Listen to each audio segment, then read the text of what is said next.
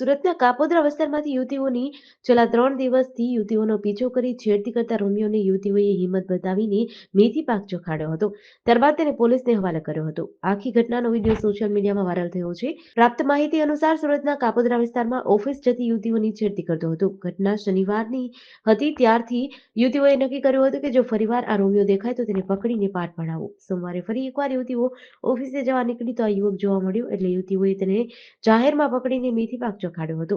આ જોઈને આસપાસમાંથી લોકો દોડી આવ્યા અને શરૂઆતમાં આ રોમિયોને યુવતીઓને ન ઓળખવાનો ઢોંગ કર્યો. તમે જે સમજો છો તે વ્યક્તિ હું નથી, મેં આ ભૂલ નથી કરી. ત્યારબાદ યુવતીઓએ પોતાના પરિવારજનોને બોલાવીને પોલીસ હવાલે કર્યો હતો. મારું નામ શાહ દીપ્તિ નિર્મલભાઈ છે. અમે શનિવારે ઓફિસે આવતા હતા ત્યારે એ વ્યક્તિ, એને તો ભાઈ બી નહીં કહેવાય કારણ કે એને ભાઈ જેવી મર્યાદા રાખી જ નથી.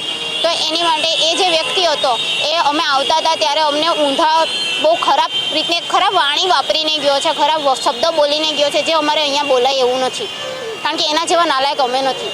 એવી રીતના બોલી ગયો છે. તો તે દિવસે બે થી 3 વાર યુટર્ન મારીને બોલી ગયો છે.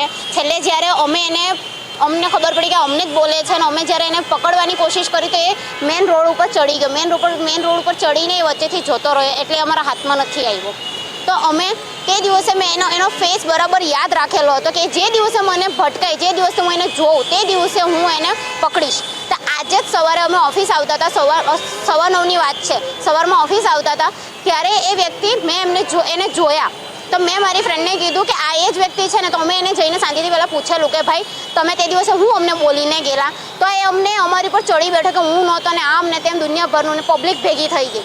પછી અમારી પાસે કોઈ ઓપ્શન નહીં હતું. અમે અમારા ઘરેથી બધાને બોલાવ્યું, ભાઈઓને બોલાવ્યું, પછી એ લોકોએ બી સમજાવ્યું પણ એ તો બી રાજી નહીં થયું. પછી અમે છેલ્લે અમારી પાસે કોઈ ઓપ્શન નહીં હતું ને અમે એને એટલે મારતા અહીંયા સુધી લઈને આવ્યા ને તો બી હજી બી અમે એને માર્યું છે ને એ હજી બી સ્વીકારતો નથી. GDC ન્યૂઝ સાથે સુનિલ ગાજાવાલા, સુરત.